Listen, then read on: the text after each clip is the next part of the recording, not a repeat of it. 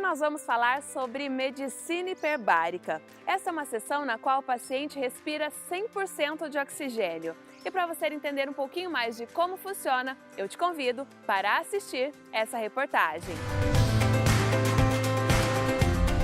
E você já ouviu falar em medicina hiperbárica? O ar que você respira pode te curar. A oxigenoterapia é uma modalidade terapêutica na qual o paciente respira oxigênio puro a uma pressão atmosférica a nível do mar. Tudo isso no interior de uma câmara hiperbárica. O uso dessa terapia já é adotado há mais de meio século, porém está se popularizando só agora no Brasil.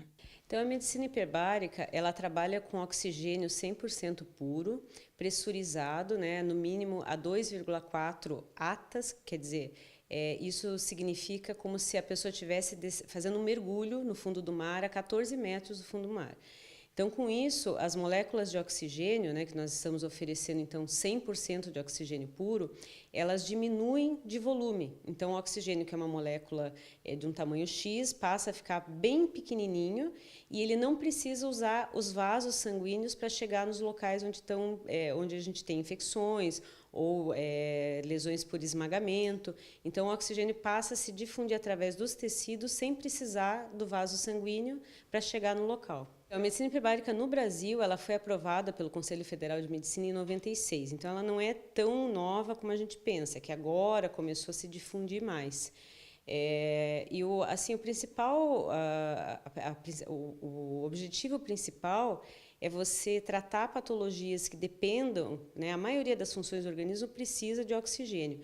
Então, aquelas patologias onde essa oxigenação está prejudicada é que vai se beneficiar da medicina hiperbárica. O tratamento com oxigênio é indicado para pacientes que tiveram lesão por esmagamento, infecção crônica dos ossos, queimaduras extensas e feridas de difícil cicatrização.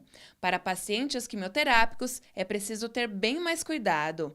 A logística funciona da seguinte maneira: quando o paciente entra na câmara hiperbárica, tem 10 minutos de pressurização, depois 60 minutos de oxigênio puro e finaliza despressurizando. As sessões devem ser feitas diariamente.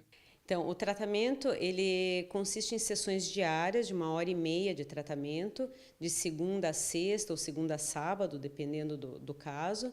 E assim, os resultados vai depender muito do que o paciente tem, né? Mas, em média, a gente não indica menos do que 10 sessões. Em média, 40 sessões é o que a gente costuma ver resposta. Então, todo paciente que vai ser submetido ao tratamento hiperbárico, ele passa por uma avaliação antes, né? Então, passa por uma consulta médica, onde a gente vai avaliar se existe esse medo de ficar em lugares fechados, ou se tem algum problema no ouvido, que imagine você mergulhando numa profundidade muito grande, você começa a ter a sensação de pressão no ouvido, então a gente avalia a parte otológica, explica, né? Na verdade, assim, é muito mais explicar para o paciente o que vai acontecer dentro da máquina que acaba tirando essa fobia.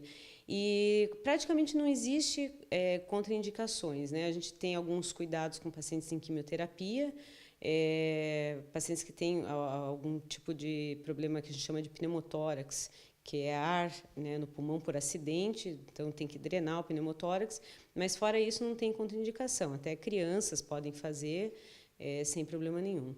A oxigenoterapia já reverteu paralisias e outros problemas que envolviam o cérebro e a medula espinhal. A hiperbárica ela trata diversas patologias, mas as mais comuns são infecções crônicas de pele, úlceras de pele, feridas, pessoas que têm feridas há 5, 10 anos e não fecha.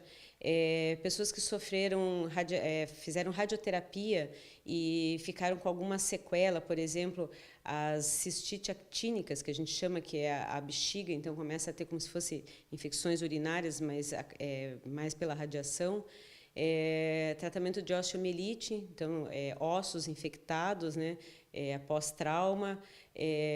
Síndrome de Fournier é muito comum, que é uma infecção da área genital, que é muito grave e muito rápida, né, evolui muito rápido. Amputações, acidentes, esmagamentos, intoxicação por monóxido de carbono, então incêndios, né, tem uma efetividade muito boa. E a seguir, nós vamos mostrar a importância da Associação dos Deficientes Visuais em Umuarama. É depois do intervalo, não saia daí!